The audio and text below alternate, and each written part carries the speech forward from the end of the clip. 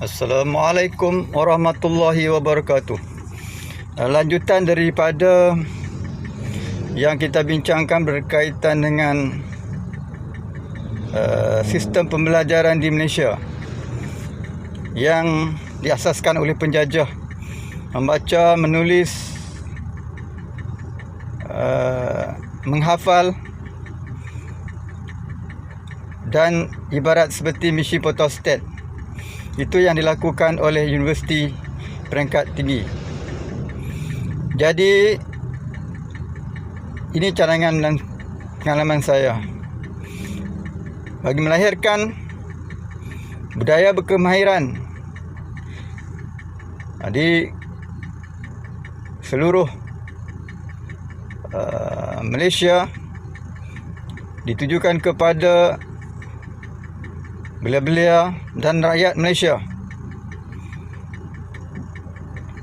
Kita berharap dengan sistem yang baru, perubahan yang baru dalam sejarah, iaitu daripada berkonsepkan menghafal dan seperti misi fotostat kepada perubahan yang besar, iaitu perubahan dalam bentuk Universiti High-Tech. Universiti High-Tech ini adalah universiti yang berkemahiran, yang berdasarkan kepada kemahiran praktikal. Itulah yang boleh kita dasarkan kepada pendidikan yang betul, supaya kita melahirkan generasi tamadun masyarakat Malaysia yang berkemahiran. Sebab kita tahu bahawa negara yang cepat membangun ialah negara yang majoriti rakyatnya mempunyai kemahiran ataupun ilmu kemahiran, skilling. Jadi kita perlu membuat perubahan yang drastik supaya kita boleh melihat generasi yang keluar daripada universiti bukan generasi penganggur. Seperti yang kita telah lakukan sekarang adalah sistem pendidikan yang salah daripada melahirkan student-student yang menganggur. Terbukti jelas 300-400 ribu orang menganggur.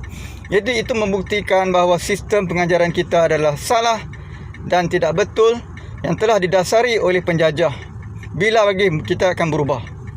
Bila lagi? Kita kena berubah sekarang, di mana kita kena bentuk satu sistem pendidikan baru, bukan di sistem pendidikan yang diasaskan oleh penjajah, di mana sistem yang berdasarkan kepada skill kemahiran, upgrade skill, di mana skill kemahiran ini adalah kita nyatakan seperti high-tech university. High technology university ini adalah universiti yang 90% seluruh Malaysia melaksanakan sistem high-tech, di mana berasaskan kepada kemahiran. Kita buangkan universiti-universiti yang berasaskan kepada membaca, menghafal dan seperti mesin fotostat. Kita buangkan sistem itu. Kita jumutkan.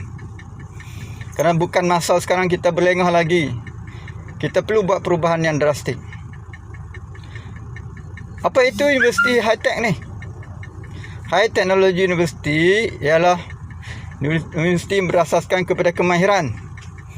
Contohnya, universiti yang sekarang ini universiti sains, universiti hospital yang mengeluarkan pelajar-pelajar yang kedoktoran. Itu contoh yang jelas. Universiti-universiti kemahiran yang ada di sekarang ini. Ya, otomotif dan sebagainya. Jadi universiti itu perlu dikembangkan, di mana kita wujudkan 90% universiti yang berdasarkan kepada kemahiran.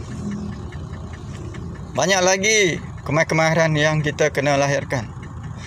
Banyak lagi sistem pendidikan yang kita kena ubah, di mana pengajian statistik, pengajian-pengajian yang kita kena lihat yang tidak langsung memberi impak kepada pekerjaan kita kena jumutkan. Jadi untuk pengurusan universiti pengurusan, kita bolehlah adakan universiti pengurusan 2% ataupun 3%. Yang lain adalah universiti yang berdasarkan 90% adalah berdasarkan kepada kemahiran. Sebab apa? Kita tahu bahawa terbukti sejarah daripada negara-negara membangun, di mana lahirnya perubahan negara yang cepat membesar, cepat membangun adalah cepat berkembang adalah disebabkan oleh majoriti rakyatnya adalah yang berkemahiran. Jadi bila keluar daripada universiti, insya-Allah 99% dapat pekerjaan. Kerana ia berdasarkan skill kemahiran. Di mana nak dapatkan skill kemahiran ini? Kita boleh order daripada teknologi pendidikan daripada Jepun dan negara-negara yang maju yang lain.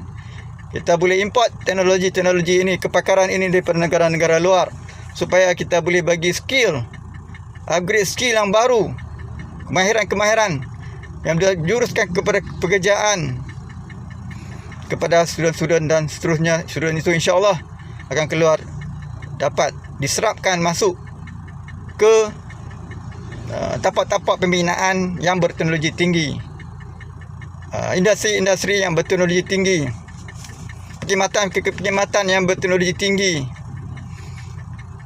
Dan kita juga boleh melahirkan buruh-buruh yang berteknologi tinggi, buruh-buruh yang berskill kemahiran, yang boleh membina bangunan-bangunan yang besar.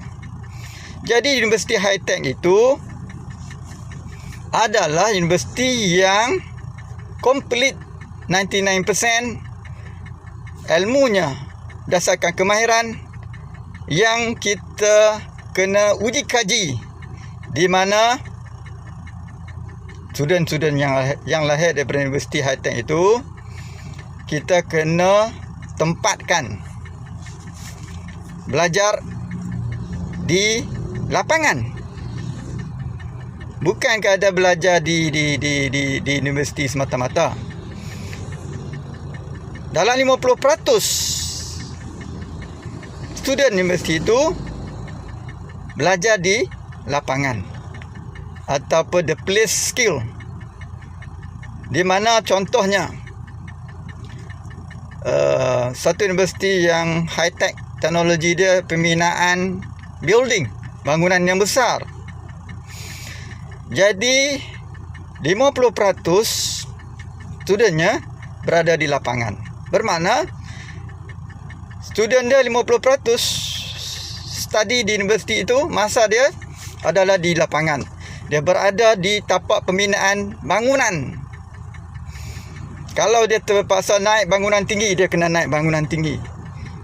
Yang pentingnya ialah dia boleh untuk melengkapkan skill kemahiran yang dia belajar itu dan dia applykan 50% di masanya adalah di tempat lapangan. Jadi dengan berada lama, mungkin kalau ikut semester, ikut pembahagian masa, jadi dengan 50% masa berada di lapangan, dia di situ dah dia akan membina skill kemahiran, dia praktikkan skill kemahiran dia sampai dia boleh membina satu bangunan yang besar, satu bangunan yang tinggi, dengan dikawal selia oleh jurutera berkemahiran, dengan dikawal selia oleh pakar-pakar daripada luar negara. Misalnya kalau kita tak ada pakar, kalau kita dah ada pakar di dalam Malaysia, dia akan dikawal selia dan dibimbing di lapangan oleh tenaga pakar dalam bidang pembinaan bangunan yang besar dan mencakar langit itu. Itu contoh. Okey. Begitu juga dengan pembinaan jambatan Pulau Pinang misalnya. Kita kena ada satu universiti yang high-tech universiti bahagian kos pembinaan jambatan. Bukan mudah nak bina jambatan yang dibenamkan dalam laut sekitar dalam, itu adalah daripada ilmu high tech teknologi, kita katakan.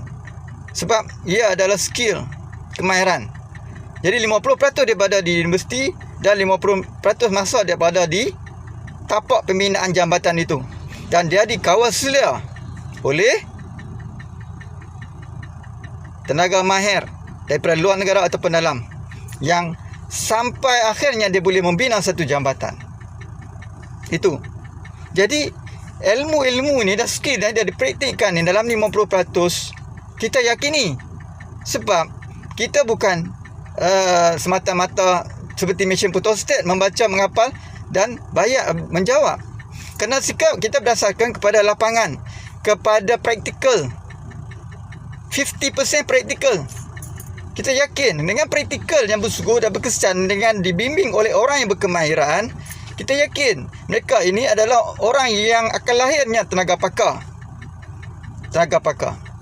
Ini contoh kan, di bidang ini, di bidang pembinaan jabatan. Dan kita jangan risau, kita jangan bimbang.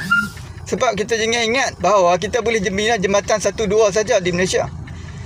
Mereka-mereka yang berkemahiran dan berteknologi ini boleh membina jambatan yang seperti di Pulau Pinang itu di seluruh dunia. Mereka ini adalah satu pasukan yang besar. Jadi kita boleh wujudkan pasukan yang besar ni, yang berteknologi tinggi high tech dari universiti ini, satu pasukan yang besar ini ke seluruh dunia di bawah satu konsortium misalnya. Konsortium itu dibentuk, sama ada dibentuk oleh kerajaan atau dibentuk oleh universiti.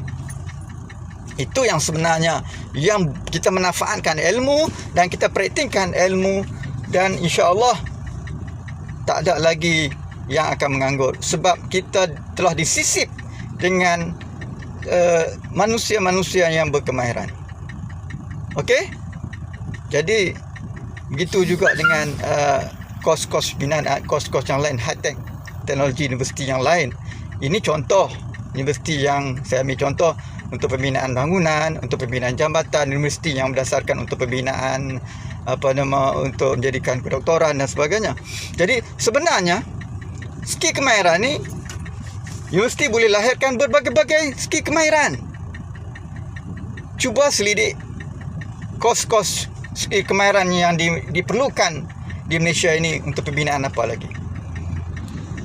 Jadi kos-kos yang memerlukan skill kemahiran yang berteknologi tinggi, itulah sepatutnya universiti ambil tanggungjawab untuk melaksanakan high-tech teknologi yang berasaskan kepada kemahiran.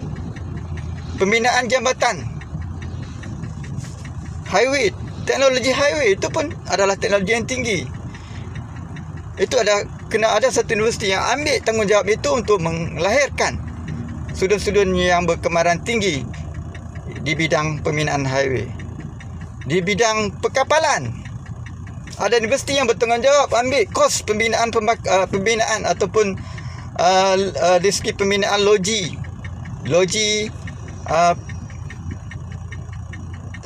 menambil minyak daripada pelantar minyak, loji pelantar minyak, loji pelantar minyak. Bukan, itu adalah teknologi high teknologi. Kena ada satu universiti yang mampu mengambil skill kemahiran yang berdasarkan kepada teknologi pembinaan pelantar minyak misalnya. Jadi itu yang kita nak. Skill-skill macam tu banyak lagi. Kalau kata ada 1000 universiti, 1000 skill kemahiran yang universiti kena wajib ambil tanggungjawab ini. Ini bukan main-main. Kerajaan telah mengeluarkan berbilion-bilion ringgit untuk membina universiti. Kerajaan telah mengeluarkan berbilion-bilion ringgit untuk membayar gaji kepada staf-staf universiti, pensyarah, profesor dan sebagainya. Jadi ini bukan suatu benda yang kecil.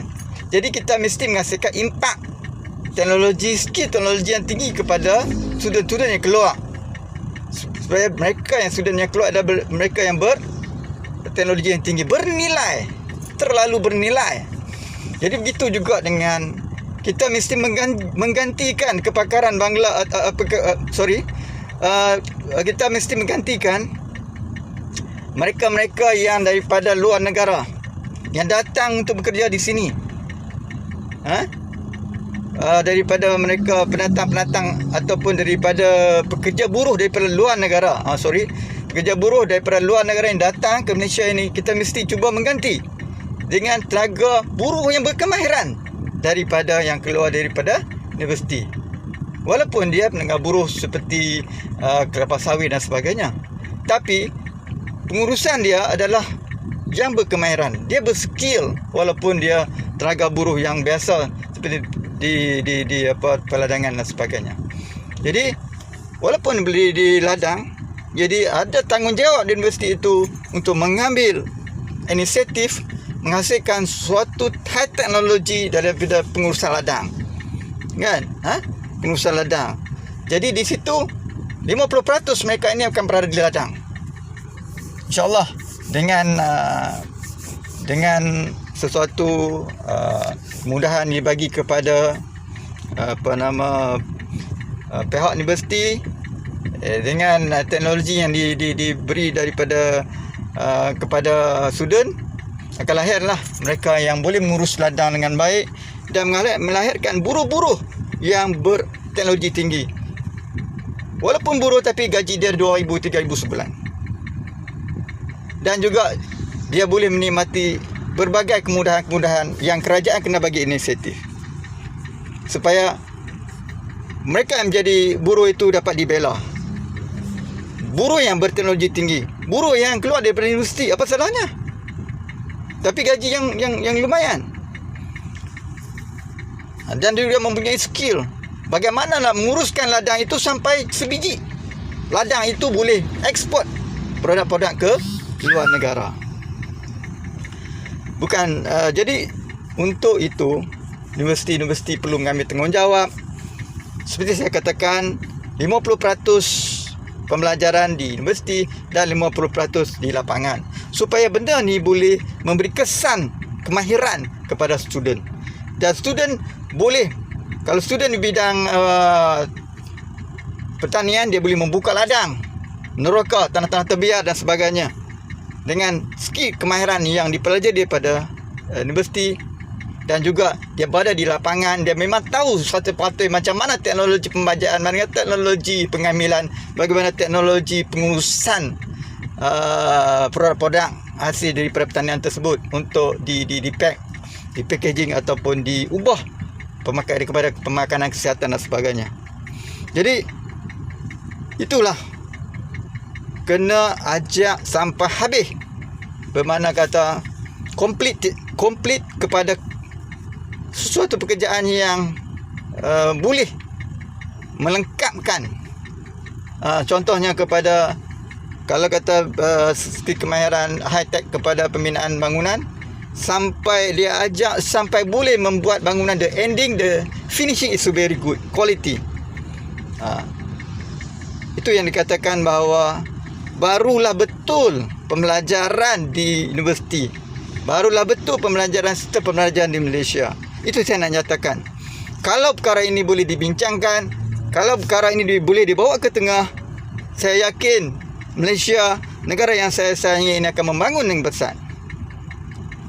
Banyak benda yang kita belum dapat lakukan lagi kerana kita masih lagi dalam tapuk ataupun dalam skill kemahiran yang lama. Okey? Jadi sekarang ini terima kasih kerana sudi mendengar sedikit cerita daripada saya. Semoga kita Malaysia akan cepat membangun dan ada perubahan yang saya impikan, iaitu perubahan sistem pembelajaran. Okey. Wabillahi taufiq wal hidayah. Wassalamualaikum warahmatullahi wabarakatuh. Thanks for very much.